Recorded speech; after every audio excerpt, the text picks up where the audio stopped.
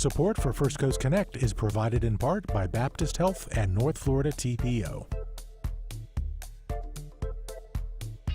Good morning. I'm Ann Schindler, and this is First Coast Connect. Today, the president and the rule of law. We talked to two legal experts about clashes between the Trump administration and the courts, the Constitution, and established legal precedent. Later in the program, what new research reveals about the prevalence and persistence of back pain. But first, from college campuses to deportation courts, the legal system is grappling with a presidency divorced from norms of conduct and deference. Here to talk about it is Nick Allard, founding dean of the Jacksonville University College of Law and a veteran of the Washington, D.C. political world. Good morning, Nick. Good morning, Ann. Thanks for having us. Thank you for being here. We're also joined by Bryan Gowdy, a board-certified appellate attorney who has argued orally before and briefed the U.S. Supreme Court on several cases. Good morning, Bryan. Good morning, Ann. Thank you for having me. Thank you for being here. Nick, there are now upwards of 180 lawsuits that have been brought against the Trump administration in the nearly 12 weeks of his second term. And there's obviously a lot of different targets on these cases. But do you see an overarching theme of any kind? Well, I do, sadly. And first of all, I'm just so grateful to be able to be here and to speak up with my own views that are independent of any organization or other group, and just be able to express because of the country we live in and have the freedom to state my beliefs, give my analysis, and even be wrong. So that's very good. But there's a theme, and it seems to be, and I'm sad to say this, but it's a theme about dismantling constitutional guardrails that have long protected us and served us well. And so we're focusing today, talk about lower back pain. I've got a very lower back pain from what's been going on. But we're just focusing on the aspect of attacking the rule of law and people who represent folks in our adversarial system, which is built to be adversarial by legal experts who act on behalf of clients vigorously and within the rules, the legal rules, and also intimidating and attacking judges who are need to be independent. And so if you remove those guardrails, some of the most important protections of the American people are removed. And so that's what's at stake right now. And Bryan Gowdy, to Nick's point, there's a lot of issues, and we'll get to some of them in terms of the legal challenges and the arguments that are being made. But the treatment of judges is a singular issue that does seem to be somewhat unique to this administration in terms of calling for the impeachment of judges who've ruled against the president, suggesting that on his own social media that the courts are basically powerless to tell him what to do, saying, he who saves his country does not violate any law. So can you kind of contextualize what those comments, how they maybe differ from what we've seen in the past and what their significance is, if any? Yeah, their significance is that, we have three branches of government, and there's one branch that doesn't have any army and doesn't control the purse strings, and it depends wholly on respect that their orders will be followed. I think I had shared to you, Ann, that I recently heard Judge Shoflat, who's been a federal judge for more than 50 years Here. Here in Jacksonville, who Great presided over the school desegregation cases. He spoke about that time period where when I was very, very, very little, and don't remember it myself, but that he knew that despite the very contentious nature of the litigation, that his orders would be followed.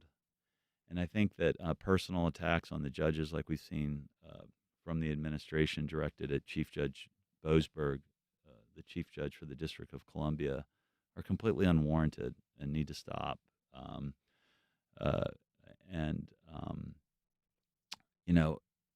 I saw a lot of statements by the administration that somehow, he was this liberal, Radical the board, left-wing right, judge.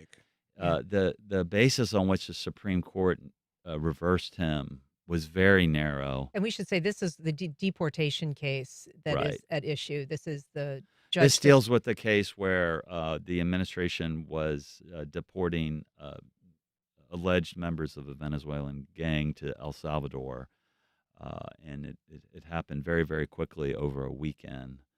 And there was a temporary restraining order entered by Chief Judge Boasberg.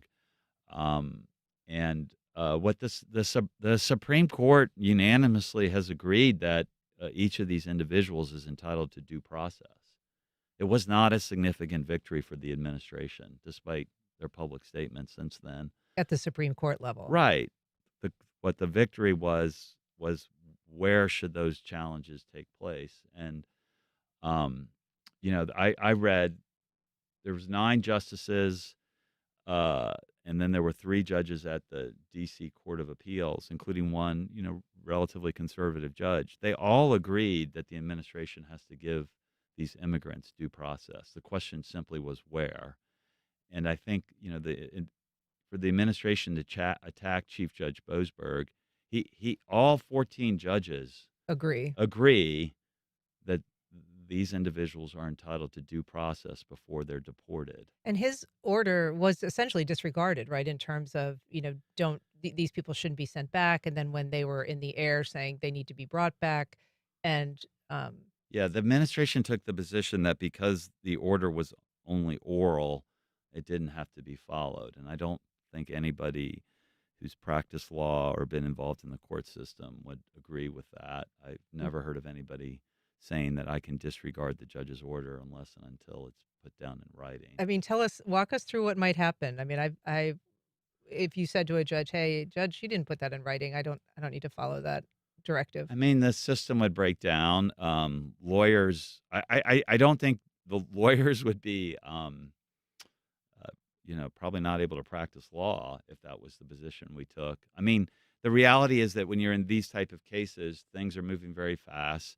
You can't get everything down in writing quickly. But if the judge says it orally, you have a transcript, it's on the record. It's part of the system. So, I agree with Nick that the attacks on the judges have to stop. As far as how we got here, I would say I think the attacks on the judges are. I mean, it's fine to criticize a judge's decision or reasoning, and I think that's novel. But I think the bigger picture of why we got here, really, you could look at both, Democratic and Republican administrations in the past. There's just been, I think, over the last, 85 years, this slow creep of the executive branch taking more and more power away from Congress, and Congress, frankly, not asserting its own power. And, some of these cases, we can talk about it in detail, but there's just these statutes that are very broadly worded, and it gives an opening for either administration to any administration to come forward and walk right up to the line or go past the line and try to assert that things can be done with executive power that really should be going through Congress.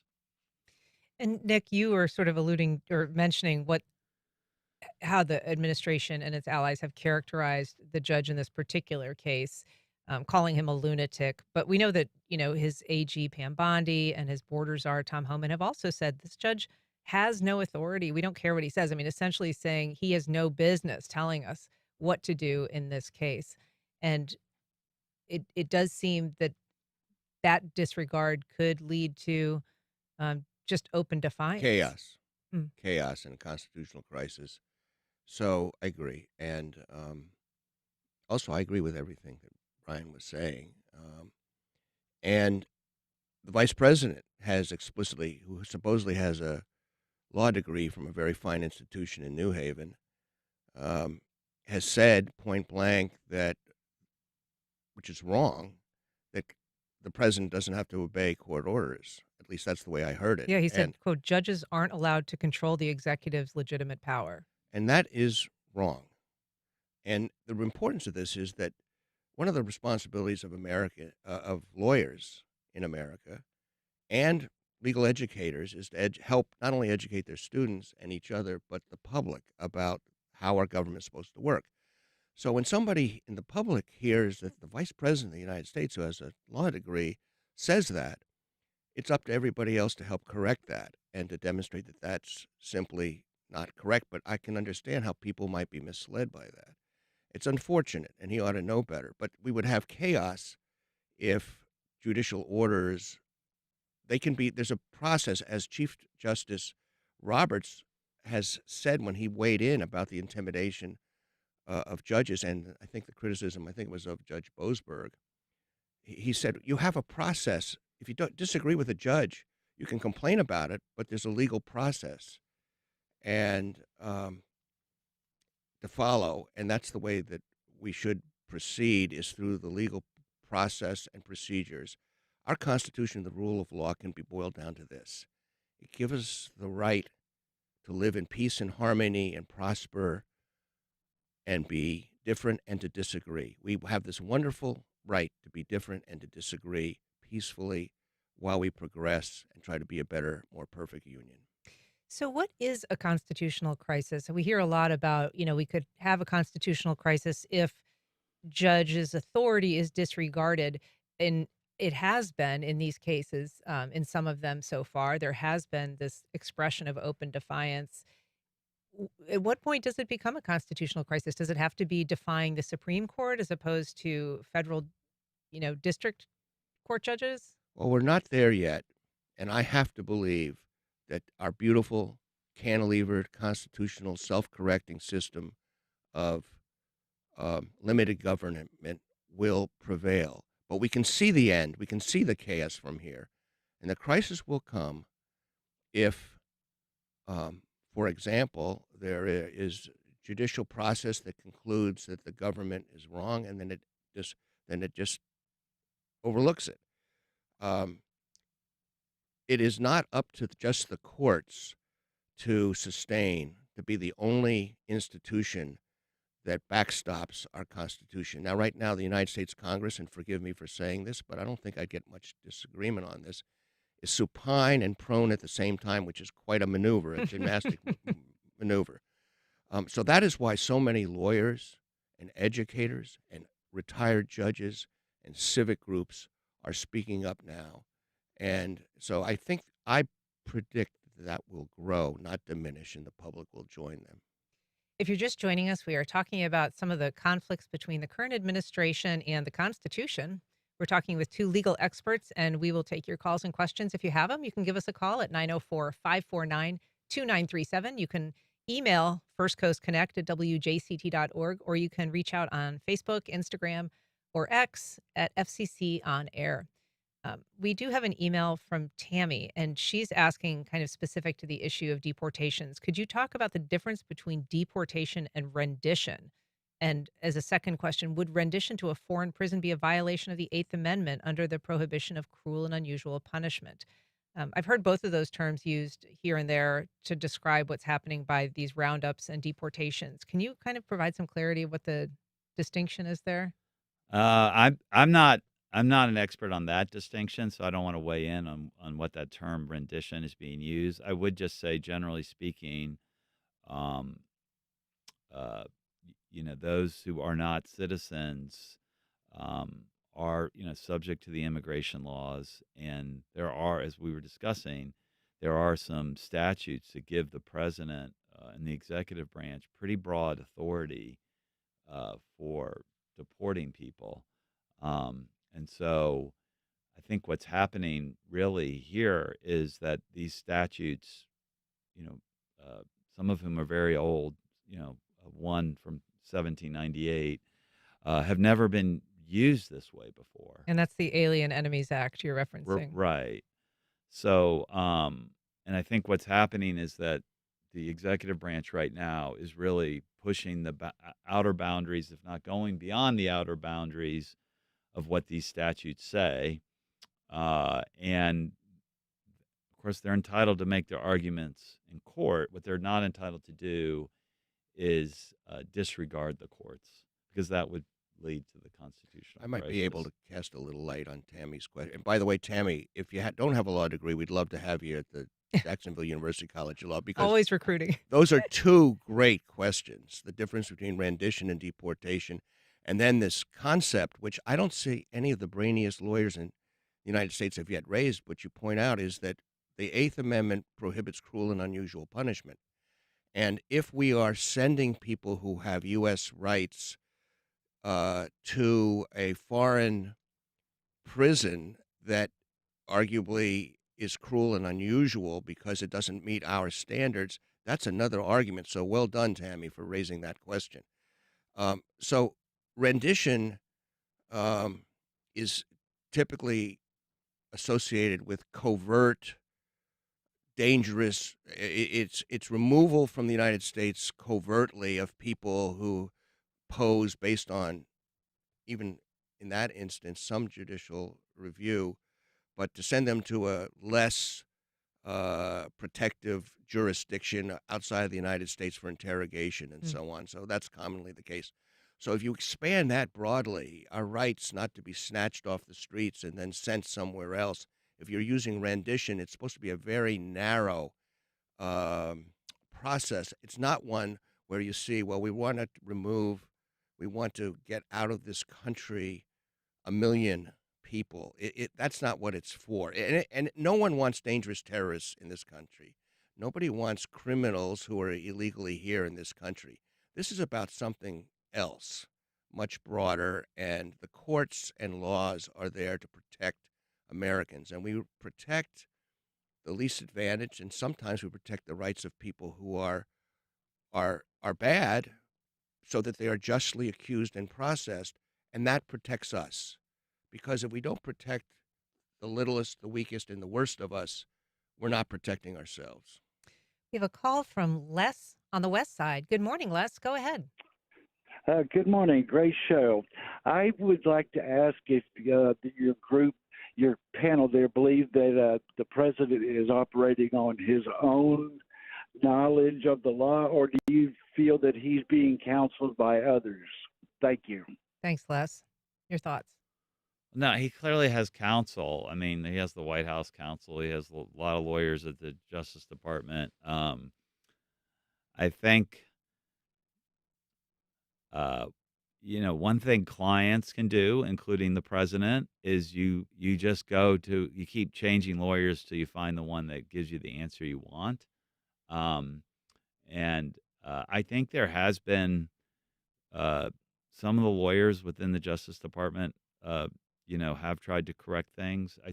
We were just discussing a moment ago the situation with Chief Judge Boasberg. Originally, the administration seemed to be taking the viewpoint that they could do what is called rendition, which is just remove somebody from the process, as Nick was describing, from the country without due process.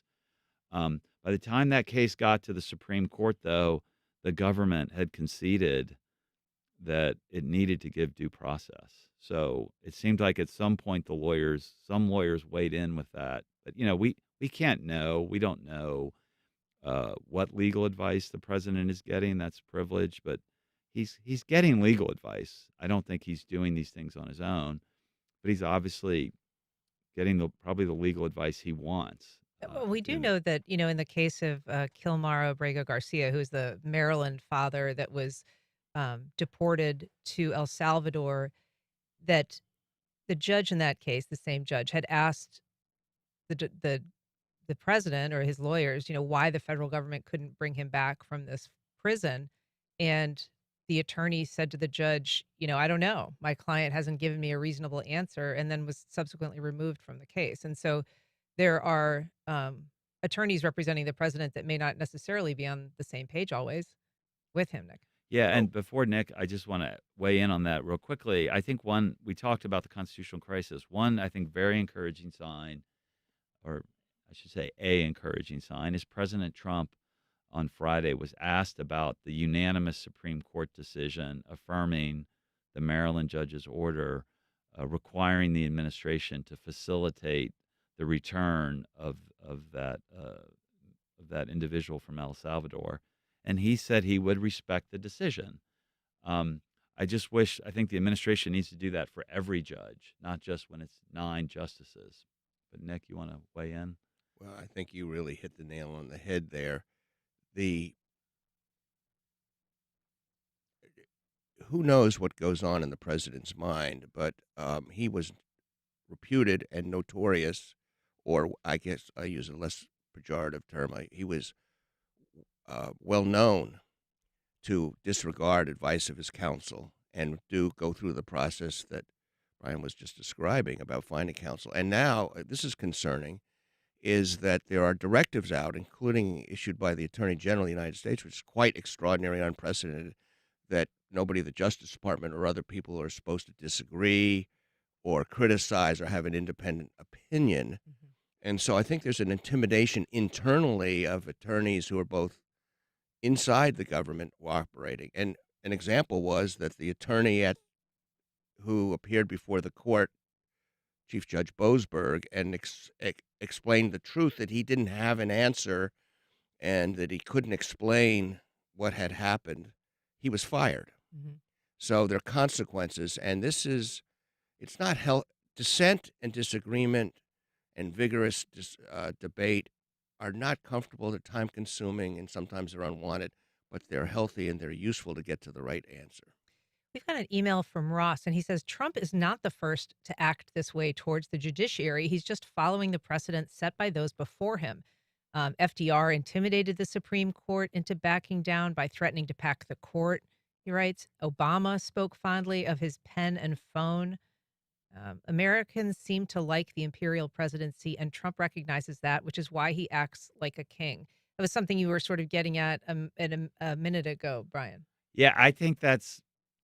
I wouldn't say Trump's identical to these presidents that were just mentioned or any other. I think he is unique in a lot of ways, but he's not unique that, really since the time of FDR, the president and the executive branch has gotten more and more powerful, and we as Americans have allowed that, and the Congress has allowed that.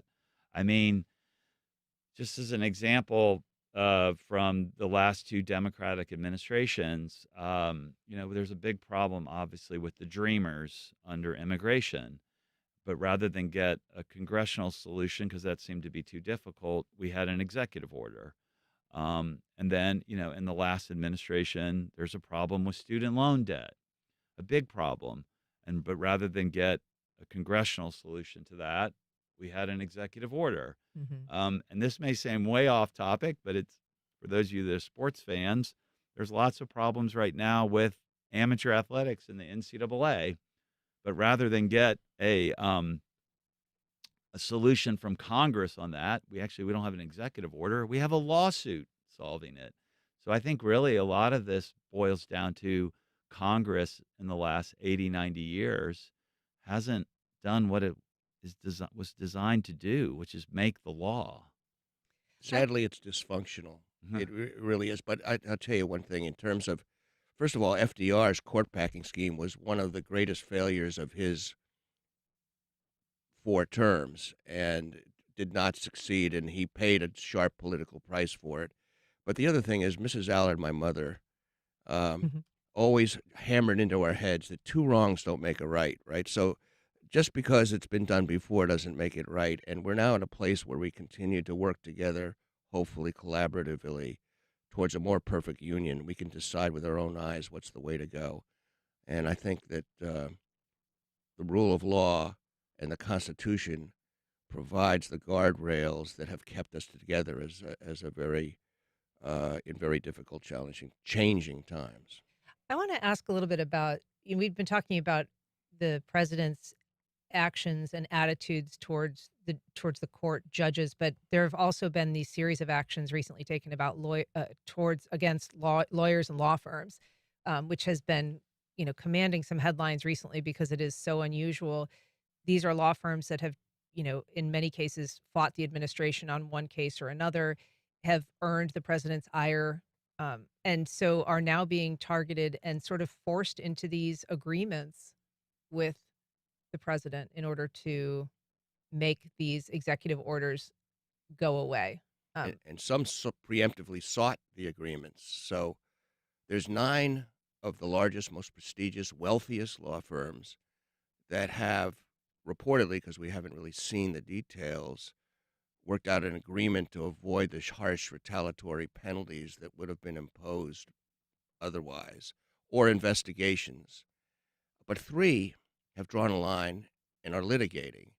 And their litigation, Perkins Coie, a very old, prestigious, highly respected firm, was singled out and was the first firm to get an harsh executive retaliatory order, and that And was what are these orders based on? I mean, is the president alleging something illegal? Is he alleging that they have violated their oath or the law in some way? Or what is the legal justification for saying that he's going to take their security clearances, he's going to penalize them if they don't sort of change their ways or satisfy him?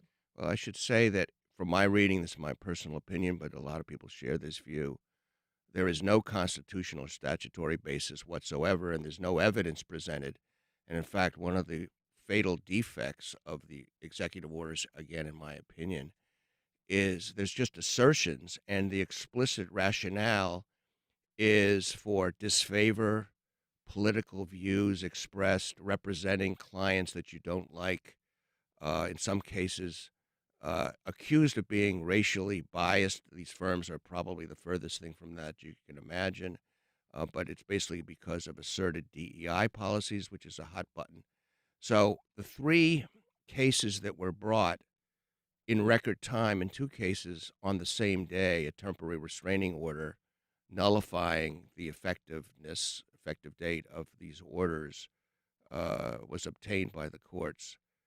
So, yeah, it's really kind of a remarkable, unprecedented action. Now, am I surprised by these big firms taking this action? Caving, you mean? Caving. Well, explain to us, I mean, what are they thinking of? Why would they, as opposed to fighting as some firms have decided to do, why are they deciding to, and we should say they're offering huge sums of money, hundreds of millions of $1 billion dollars. total now, almost 940, as far as we know, $1 million And of that's free money legal. that's going to basically go to support President Trump's favored causes or legal battles. Well, it's a cynical misappropriation of the term pro bono, publico pro bono work, because that is the work, and Bryan has been a champion of that work in legal services. Lawyers have an obligation. Florida was one of the leaders, one of the leaders in the United States for lawyers meeting their obligations, not just to do well, but to do good. And they have an obligation to report. It's not mandatory in Florida, but Florida has been right out there in the expectation that we devote free legal services or discounted legal services not to wealthy people or organization, and not for business promotion or to protect your business, but to people who are less advantaged or organizations that can't afford it. So that's what it's for. This is not pro bono work to give the government or one political leader free legal services as he directs or she directs for their own purpose. So, But so why are they doing well, it? it's because these are the big firms. There's 500 plus firms that aren't quite as big that have, and some large firms which have signed an amicus brief that's been drafted. But there could be two alternative stories to why they're agreeing, in my view. One is that the big firms are big businesses. And so, like sometimes maybe the press, sadly, the old separation between the business function and the journalistic function, that line has now, evaporated. So law firms are making decisions based on their big business, and they want to avoid and put the problem, which would completely debilitate them and possibly put it out of business. On the other hand, they may realize, why not sign this order because it's unenforceable? The other folks are going to prevail in court. Every paragraph of the order ends with, to the extent permissible by law, and none of it's permissible by law, in my view. They may have taken that point of view, and it may be so ambiguous. They may be in a position to say, well, you're asking us to do something we cannot do because it's not consistent with our professional obligations and so on. So it could be everything or it could be nothing at all, and either of those two options, neither of them are attractive, because I believe if they stood up, the fundamental question that was implicit in what you asked me, Ann, was why would somebody who has a tough case and needs vigorous defense hire a firm that can't defend itself in a tough case? Mm. So it's not really in the long term. And then also, why would the best and the brightest people want to work for a firm like that? So it's going to be a big question on how this all plays out, and it could have a big impact on the future of the legal profession. Brian, one thing that this does is it also opens up potential sanctions against individual lawyers. I mean, this initial one is saying, that the AG and the president can see if sanctions are warranted and kind of file a motion to see if sanctions are warranted. But the end of that same executive directive basically says that in the future, if the attorney general determines that conduct warrants sanctions or other disciplinary actions, they can basically begin the process to remove a security clearance or terminate federal contracts. So it isn't necessarily an inquiry that would begin. It'd be a decision that could be made almost unilaterally if the actions of an attorney or a law firm displeased them. Yeah, I think so. A few minutes ago, we had somebody email in and say, like, oh, all the prior presidents have done this. But this is something no prior president has done that I am aware of. And I think these executive orders, like I'm reading the one on my screen right now with the Perkins Coie firm, they're the most dangerous aspect of what the administration is doing because they seem to if you read the orders, they're just vindictive. They're just targeting someone who, I mean, Perkins Coie, the orders clearly because they represented Hillary Clinton and that was Donald Trump's political opponent. And so to me, this is the most dangerous aspect of what is going on. And I think it's a new problem, different than all the other ones we've discussed this morning, which are the ones we've discussed are generally the executive branch kind of pushing the limits of its authorities. But going after, private businesses, individual law firms, I think something that should alarm all Americans. And as far as in the legal profession, as Nick alluded to, we have a duty to represent our clients, even in very unpopular causes. Right? It's not popular to represent somebody on death row. It's not popular to represent someone who has speech that all of us may disagree with and that we all find despicable. But when lawyers do that, they're protecting all of our rights because at some point you will be in that minority. And I think trying to attack lawyers simply because they took positions opposite you is probably the most dangerous thing that the administration is doing right now. Yeah, the language itself says that they can seek sanctions for attorneys and law firms that engage, quote, in vexatious litigation. I mean, it's hard to imagine supposed to anybody be who's being sued. vexatious. Right. I mean, that kind of is the nature of Yeah. an adversarial system. Probably Yeah, vexatious. well, I mean, and clearly, I would say, look, lawyers don't file. We're obligated not to file frivolous lawsuits, of course. But that's not the way I read these orders. That's not what they're going against. They're really disagreeing with good faith litigation or even non-litigation activities by the lawyer. It's viewpoint discrimination. Brian, at the end of the day. another point is that all of the alleged gripes were previously litigated, Right. and lost, all of them, in the courts. So it's been adjudged by courts, which is if you have a dispute, you have a complaint, that's the proper place to go. And so now they're taking another crack at it. This reminds me of the reason that inspired me as an 11-year-old kid to want to become a lawyer was watching To Kill a Mockingbird at the drive-in movie. I mean, I still can barely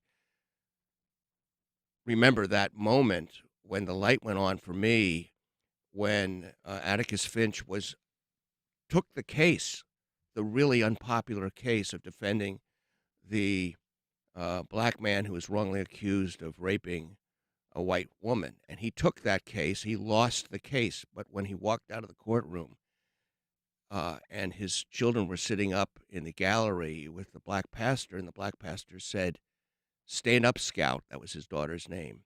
"Your father's passing." The thought of being a lawyer and trying to make a difference in a difficult case, that's what motivated a lot of people to become a lawyer. And so we're getting away from that if we let this slide, and I don't think we can. Yeah, I just like to reiterate what Nick's talking about. I mean, these days we may look back at at some court decisions, and we all agree with them. For example, Brown versus Board of Education, which desegregated the schools. But you have to remember at the time, the lawyers who brought those cases were very unpopular. Hmm. And if you read about when Thurgood Marshall came to the South and had to litigate, and the dangers he and the other lawyers that were with him faced. But those dangers were coming from individuals.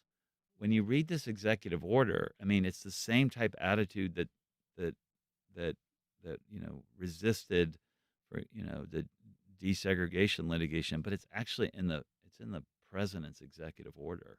I mean, if you think back about that period of history, which I think we should all remember, the only reason we were able to desegregate the schools was because the executive branch, President Eisenhower, supported the federal judiciary. Hmm. Can I make one more point about these executive orders? Just briefly, because we're going to have to wrap. Okay, the language. If you look at other presidential, they're not presidential, they're petulant. You could look at the orders of Madison, Ulysses S. Grant, Nixon, Reagan, Bush. They're presidential, and these are schoolyard bully kind of language, and they're poorly written. Well, we've got callers on the line and pages of questions, but we're going to have to leave it there. Nick Allard and Bryan Gowdy, thank you so much for being here today. Really Thank you. appreciate Next it. time. All right. Thank you very much. And up next, what new research reveals about the prevalence and persistence of back pain.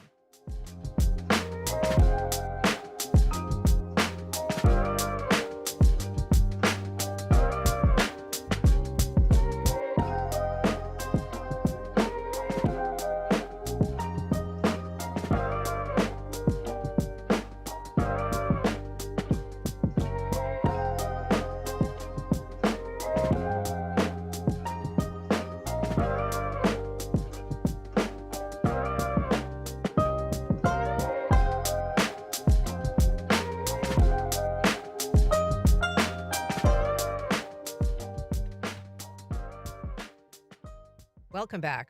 The lower back pain affects an estimated 1 in 4 Americans, particularly women, and it's the leading cause of disability around the world. Here to talk about the latest research into managing lower back pain is Dr. Andrew Shaw.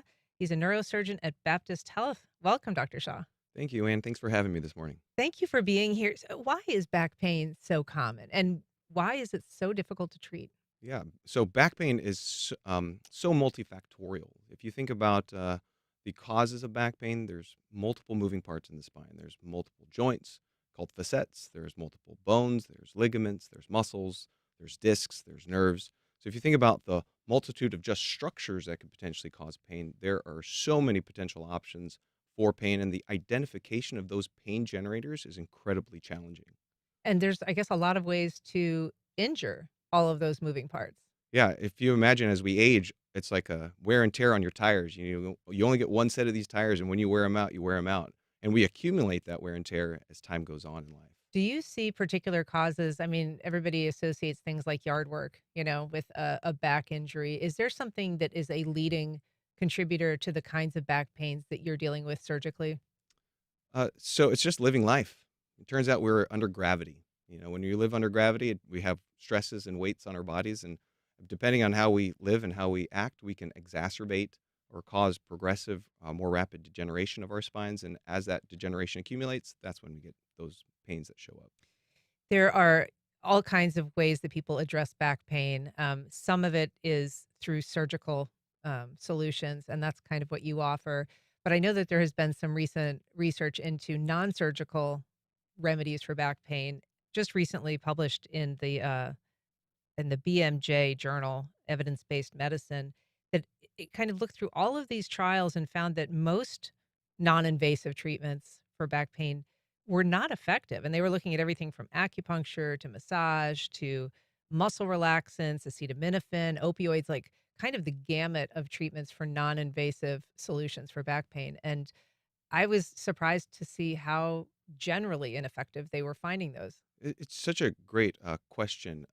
That we always look for sources or solutions to the problems. And a lot of the times, these treatments are geared at treating the symptoms that we experience. So our bodies have a great capability of healing. And so when we do things like acupuncture, your goal is to release natural anti-inflammatories, natural opioids that your body makes, and that helps reduce that sensation of discomfort. Medications like ibuprofen is intended to bring down inflammation. So if you have a muscle strain, ibuprofen is very helpful. The hard thing about those studies is they're a compilation of a heterogeneous population, meaning a population of all kinds of pathologies that are not all the same. So the variables that exist are so many that trying to identify one particular treatment for all these things, there's no silver bullet that will Yeah. solve all the problems. And so if you're looking at, chiropractic care, your goal is really to improve the function of the muscles. Physical therapy, you're trying to make muscles function ideally. Whether it's a muscle that's spasmed, your goal is to get it to relax and release. If you're out of balance, it's to restore balance. If you're weak, it's to restore strength. And so, when they look at the gamut of these treatments, physical therapy is geared at making you more functional.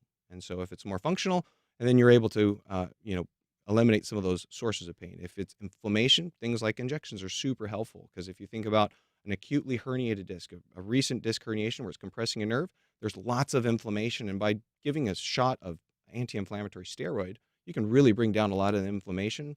And then you get some time for your body to actually heal the disc. And if you look at these discs, they do have an ability to heal themselves, especially ones that are brand new. And so if you give them, you mitigate some of the muscular symptoms, you eliminate some of the inflammatory symptoms and compression from those herniations, you can actually get a good amount of relief from some of these non-surgical treatments. And we should say you're going to be hosting a panel discussion. It's actually here at WJCT Studios, and it's free. It's tomorrow from 5:30 to 8. And people are welcome to bring questions to that event. And so I'm sure you'll be fielding a lot of them. But one I alluded to in the introduction, which is women seem to suffer lower back pain more than men. Do you know why that is? Well, there's structural differences between a male's skeleton. And so if you think about the vertebral bodies, they're smaller.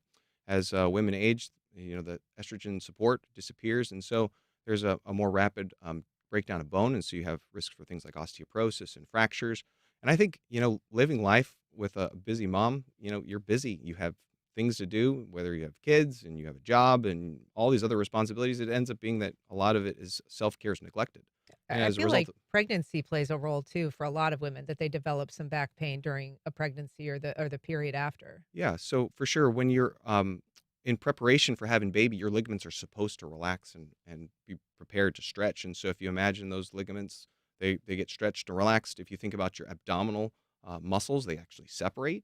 And so a lot of the supporting structure is changed for the spine in that, especially in those periods of time. And so, what do you anticipate leading with at your panel discussion tomorrow? Well, it's great. We're having each one of the surgeons that are represented on the panel will have a patient story. So essentially, we're going to be telling the back pain story through the generations via patient stories. And so we'll be able to hit a lot of the topics that are both surgical, non-surgical, over the course of several different people's lives with examples. And them and their families will be there representing their story.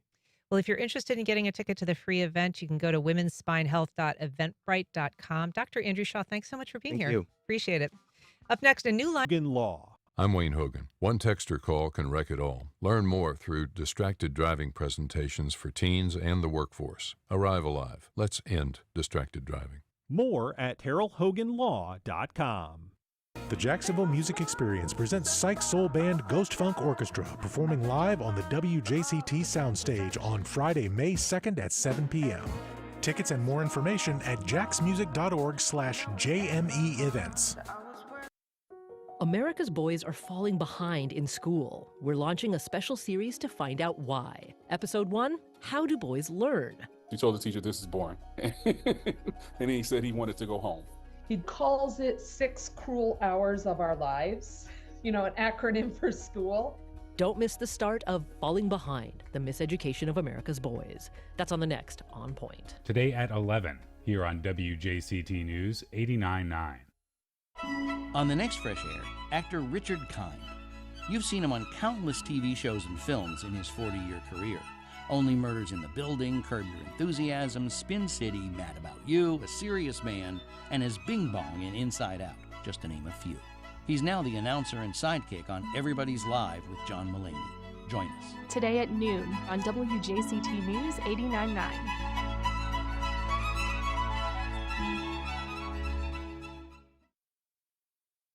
The Trump administration pulled $400 million in federal funding from Columbia University last month. Now it's targeting other universities, including the University of Pennsylvania and Harvard. Why is Trump going after universities, and what does this mean for the future of U.S. higher education? That's next time on 1A. Today, starting at 10 on WJCT News 89.9.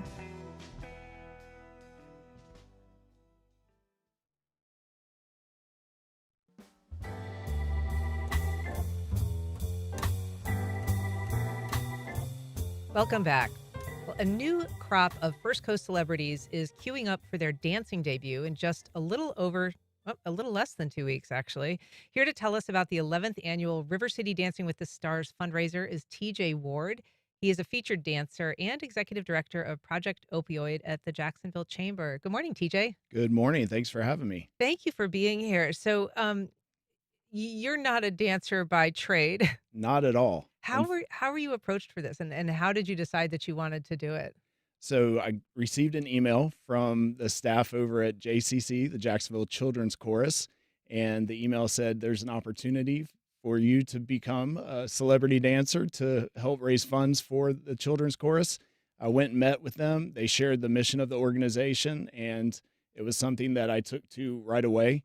And so that's kind of how I got involved with this fundraiser, this event. So it's one thing to support the mission and something else entirely to say, well, I'm going to go ahead and hop on stage and dance in front of an audience of strangers when I've never danced before. So what actually got that light to go green for you?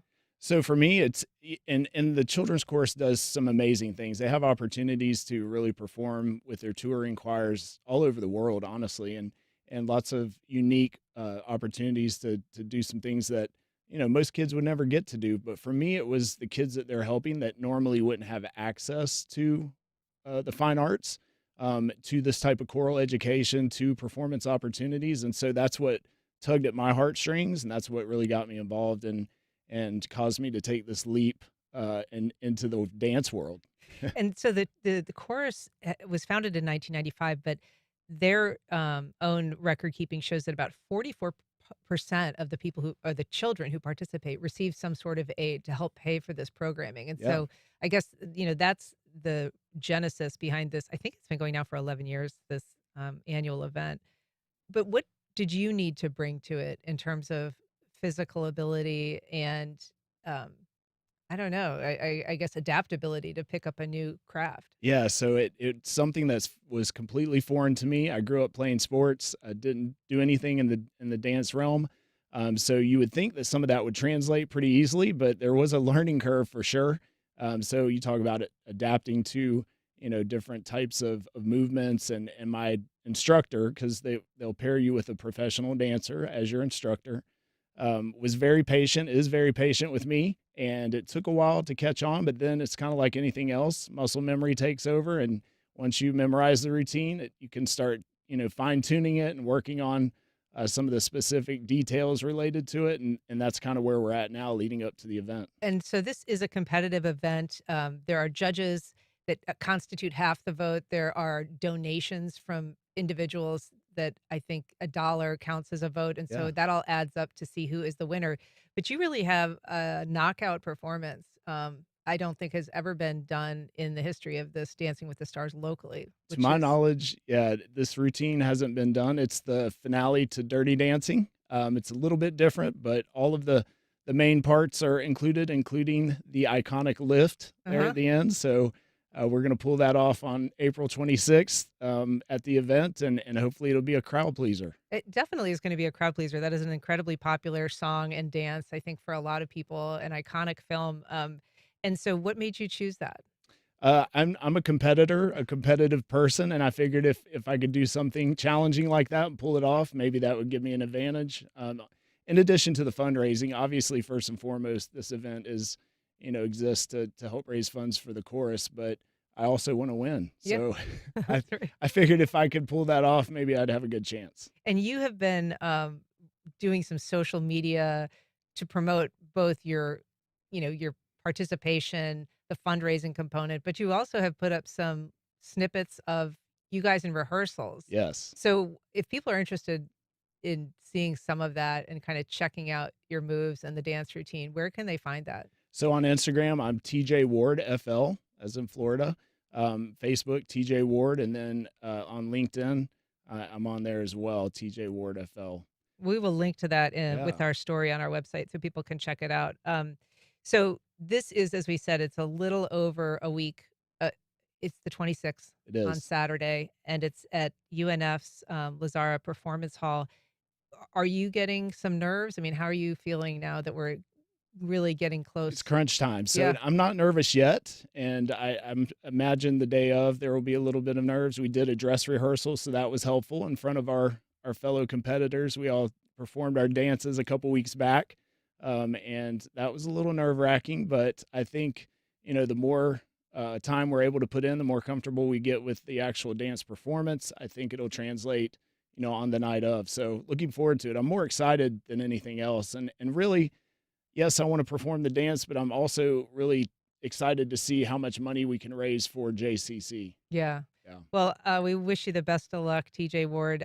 There are tickets and information you can get at jackschildrenschorus.org. Thank you so much for being here. You're welcome. And the actual website for the event is rivercitydwts.com. Excellent. And all the information is available there. All right. Thank you. TJ, thanks for being here today. Yep. And thank you for listening. That's our show. If you have questions or comments, you can send either to First Coast Connect at WJCT.org. And if you missed anything today, you can catch our EPO is dedicated to transportation planning, funding, clean fuels, and new technologies for a vibrant, resilient, and connected region. More information available at northfloridatpo.com.